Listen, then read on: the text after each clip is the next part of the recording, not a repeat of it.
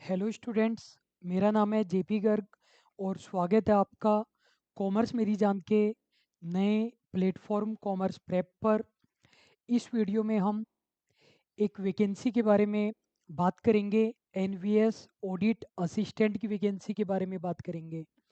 तो इसका नोटिफिकेशन भी हम डिस्कस करेंगे, क्या एलिजिबिलिटी है, क्या सिलेबस है, और मैं आपको साथ में गाइड भी करूंगा कि आप किस प्रकार से इस वैकेंसी के लिए प्रिपरेशन कर सकते हैं। तो पहले हम नोटिफिकेशन डिस्कस कर लेते हैं। तो ये नोटिफिकेशन आया हुआ है और बहुत सारी पोस्ट्स है इसके अंदर, लेकिन हमारा फोकस केवल और केवल ऑडिट असिस्टेंट पर ही रहेगा। केवल कॉमर्स कंपटीशन में ही हम डील करते हैं। तो जो भी आपके काम की चीज़ें हैं उनको मैंने हाईलाइट कर दिया है, और यदि आप ऑडिट असिस्टेंट के अलावा इनमें से किसी अदर एग्ज़ाम की प्रिपरेशन कर रहे हो तो वीडियो को आप यहीं बंद कर सकते हैं। व्यूज के लिए एक्स्ट्रा चीज़ों पर बात करते ही नहीं है।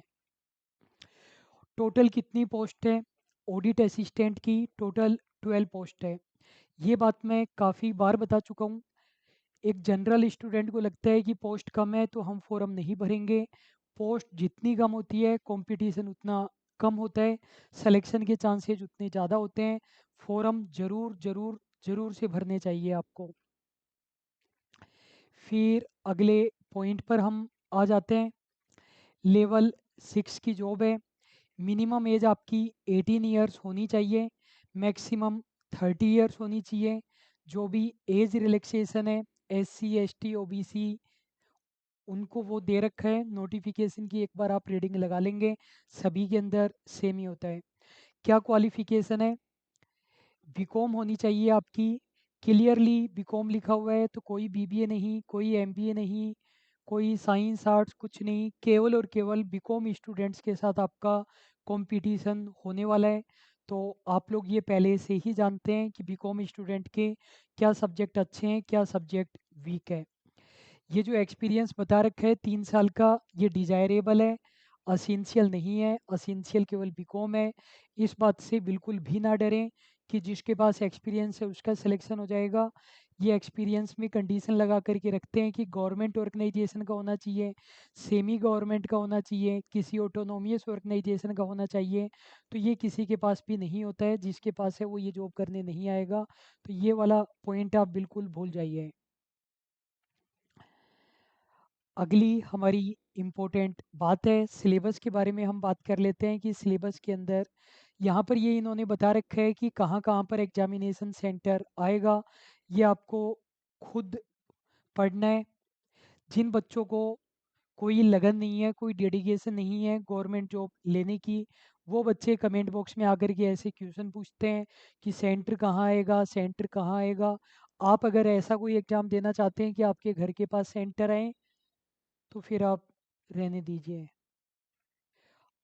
आपको जॉब की ज़रूरत है, न कि गवर्नमेंट को आपकी ज़रूरत है। कुछ बच्चे इसलिए फॉर्म नहीं भरते कि मैं तो केवल मेरे स्टेट के ही फॉर्म भरूंगा। सभी अपने अपने स्टेट के फॉर्म भरेंगे तो नेशनल वैकेंसीज के फॉर्म कौन भरेगा? जो CAA में नए लोगों को नागरिकता मिल रही है वो भरेंगे।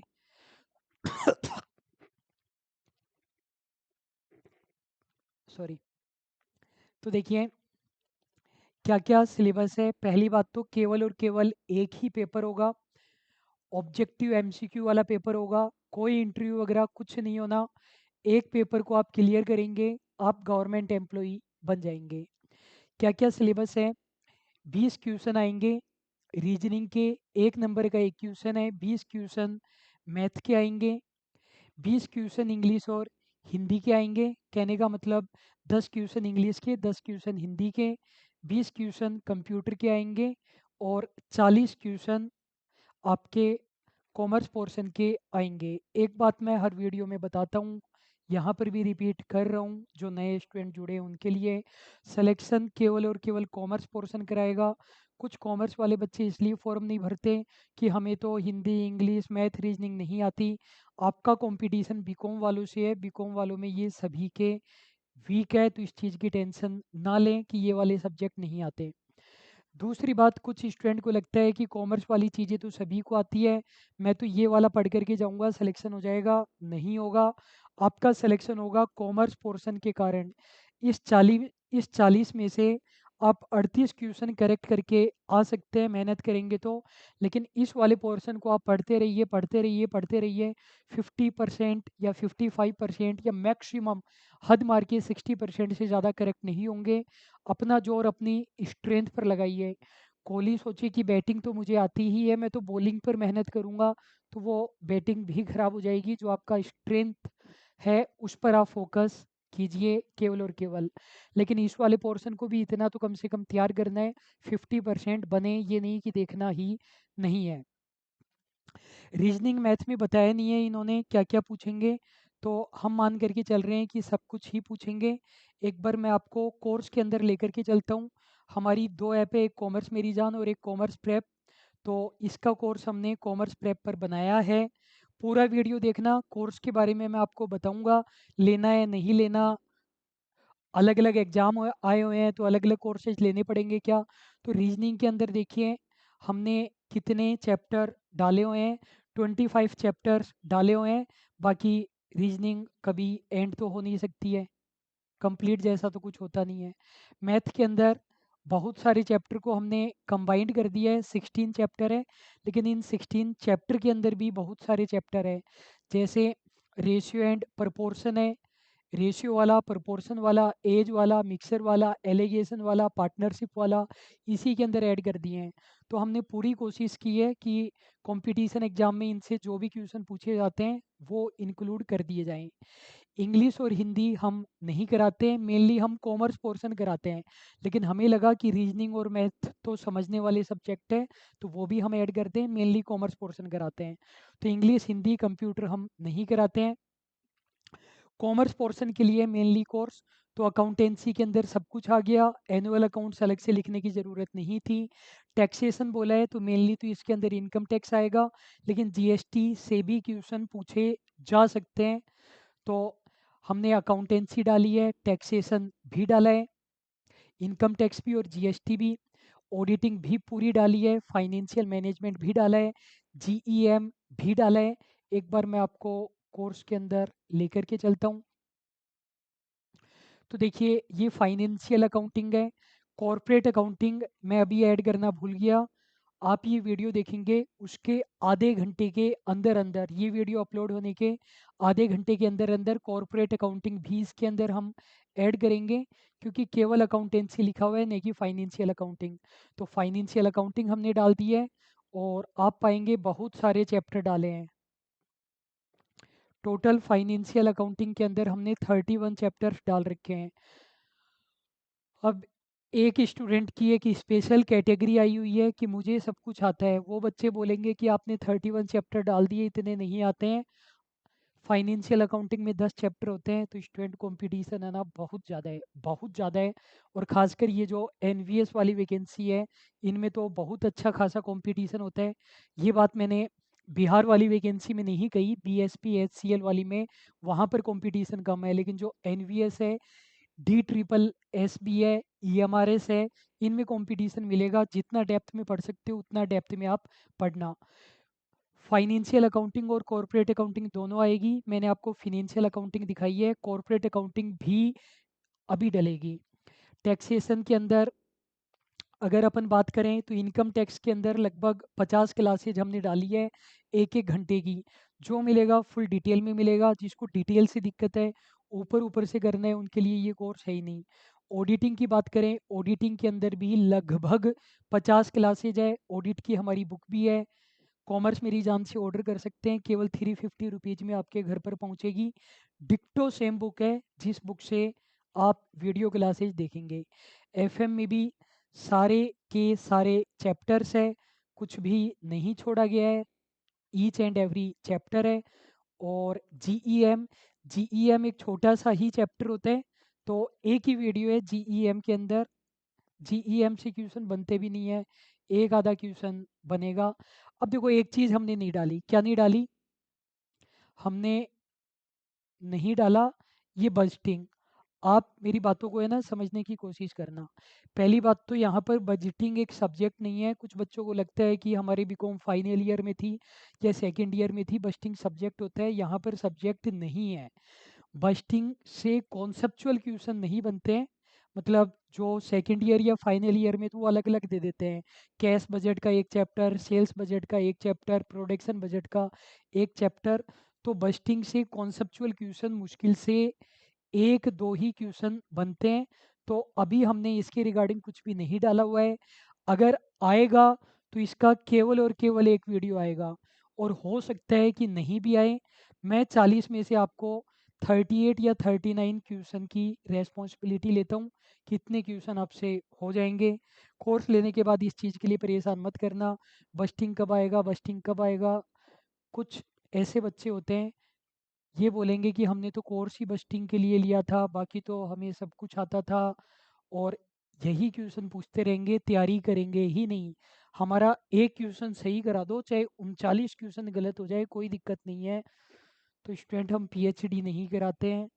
95% आपके क्वेश्चन करेक्ट करा देंगे, आपका सिलेक्शन हो जाएगा, बस इतनी सी बात है। रीजनिंग और मैथ भी दे रहे हैं, तो 30 और 20 50, 50 और 40 90, और कितने का है, 130 का है। 130 का ही है, बिल्कुल 130 का है।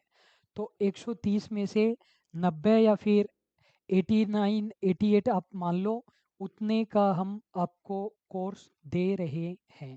इसके अलावा नोटिफिकेशन में और कोई भी एक्स्ट्रा चीज़ नहीं है। अब कुछ एक्स्ट्रा चीज़ें मैं आपको बता देता हूँ। स्टूडेंट, इस टाइम है ना बहुत सारी वैकेंसीज है, और उन वैकेंसीज का सिलेबस भी मिलता है। कोर्स हमें अलग अलग बनाने पड़ जाते हैं। लेकिन यदि आप एक समझदार स्टूडेंट है तो आप क्या करना, कॉमर्स प्रेप ऐप के ऊपर एक JVVNL नाम से कोर्स है, उस कोर्स को आप ले लेना। इसी से आपकी JVVNL की भी प्रिपरेशन हो जाएगी जो राजस्थान में आने वाली है। NVS ऑडिट असिस्टेंट की भी हो जाएगी। CBSE अकाउंटेंट और जूनियर अकाउंटेंट की भी हो जाएगी। जो बिहार वाला है BSP HCL junior account clerk, उसकी भी हो जाएगी। हमारा ये पर्पज़ रहता है कि अगर 80-90% सिलेबस सेम है तो स्टूडेंट से एक्स्ट्रा फीस नहीं लें। लेकिन जब आप प्रिपरेशन कर रहे हैं, सिलेबस को सामने रखें, जो एक्स्ट्रा टॉपिक है वो हटा देना, वो मत पढ़ना, क्योंकि इसमें तो सारे टॉपिक डाले हुए हैं, कुछ भी नहीं छोड़ रखा। फिर भी आपको स्पेसिफिक कोर्स लेना है तो स्पेसिफिक कोर्स भी आप ज्वाइन कर सकते हैं। और बस इतनी ही बातें हैं। जो नए स्टूडेंट जुड़े हैं उन्हें मैं एक दो पॉइंट एक्स्ट्रा बता रहा हूँ, और जो हमें पहले से जानते हैं वो वीडियो यहीं पर बंद कर सकते हैं। अगर ये नोटिफिकेशन आपको डाउनलोड करना है हाईलाइट वाला, तो आपको टेलीग्राम पर लिखना है कॉमर्स मेरी जान, टेलीग्राम चैनल मिलेगा, वहाँ से आप ज्वाइन कर लेना। अब मैं आपको ये बताता हूँ कि आपको हमसे कोर्स क्यों लेना चाहिए। हम लगभग पिछले 10 साल से पढ़ा रहे हैं। उन 10 सालों के दौरान शुरुआत के 4 सालों में हमने ऑफलाइन पढ़ाया है, 6 सालों से ऑनलाइन पढ़ा रहे हैं। उन 6 में से 3 साल में हम केवल पढ़ाते थे, कोई सिलेक्शन वगैरह नहीं दिखाते थे। 3 साल से सिलेक्शन दिखाना स्टार्ट किया है। 100 से 100 से भी ज़्यादा सिलेक्शंस हमने दिए हैं। असिस्टेंट प्रोफेसर के सिलेक्शन है। राजस्थान के इलेक्ट्रिसिटी डिपार्टमेंट में 40 से ज़्यादा फाइनल सिलेक्शन है। RCDF जूनियर अकाउंटेंट की सिलेक्शन है। रिको AAO के सिलेक्शन है। राजस्थान के इलेक्ट्रिसिटी डिपार्टमेंट में AO की फर्स्ट रैंक है। पंजाब स्कूल लेक्चरर में थर्ड रैंक है। स्टूडेंट के मार्क्स आप देख सकते हैं RCDF वालों के। आप देखते जाइए, सिलेक्शंस बिल्कुल भी ख़त्म नहीं होंगे। राजस्थान के अंदर संगणक एग्जाम के सिलेक्शन है। असिस्टेंट प्रोफेसर में रैंक आप देख सकते हैं, ख़त्म नहीं होंगे, इतने सारे सिलेक्शंस है। FCI में 18 से ज़्यादा सिलेक्शन है विद रैंक। इन बच्चों के साथ इंटरव्यू कंडक्ट किया हुआ है कॉमर्स मेरी जान के यूट्यूब चैनल पर। राजस्थान के हाउसिंग बोर्ड के सिलेक्शंस है, बिहार के सिलेक्शन है, EMRS के सिलेक्शन है जिसका रिजल्ट अभी आया है, UGC नेट के सिलेक्शन है। और केवल 2 ही टीचर है, एक मैं पढ़ाता हूँ और एक मेरे साथी CS अभिषेक ओझा सर। हमारी जो पुरानी वाली ऐप है कॉमर्स मेरी जान, 15,000 से ज़्यादा यूजर है। 1000 से ज़्यादा रिव्यू होने के बाद 4 साढ़े 4 की रेटिंग हम मेंटेन करते हैं।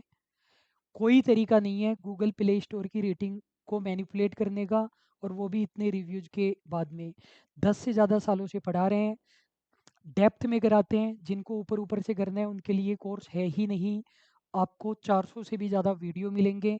मेरी भी गवर्नमेंट जॉब में रैंक है, अभिषेक सर की भी रैंक है, और हर एग्ज़ाम में हाईएस्ट सिलेक्शंस हमने दिए हैं। और कोई भी क्वेरी हो आप यहाँ पर डाल सकते हैं। कोर्स आपको कॉमर्स प्रेप ऐप पर मिलेगा। प्रोसीजर बता देता हूँ। वहाँ पर आप कोर्स में जाएंगे तो ऑप्शन आएगा आई एम इंटरेस्टेड, उस पर क्लिक करने पर आपके पास एक एसएमएस और व्हाट्सएप आएगा, उसमें लिंक आएगा। उस लिंक को गूगल में प्ले करेंगे, गूगल में ओपन करेंगे, तो वहाँ से कोर्स ज्वाइन कर सकते हैं। और जो कोर्स है वो 1 ईयर या फिर आपकी एग्ज़ाम डेट दोनों में से जो भी बाद में हो तब तक वैलिड रहेगा। एग्ज़ाम अगर डिले हो जाता है तो भी वैलिड रहेगा। तो ये याद रखना, कौन सा कोर्स ज्वाइन कर रहे हैं। एनवीएस वाला ज्वाइन करेंगे तो एनवीएस की एग्ज़ाम डेट या फिर 1 ईयर। सबसे बाद में जेवीपीएनएल का एग्ज़ाम होगा, मेरे अकॉर्डिंग वो करना चाहिए आपको। अभी के लिए बस इतना ही। Thank you so much.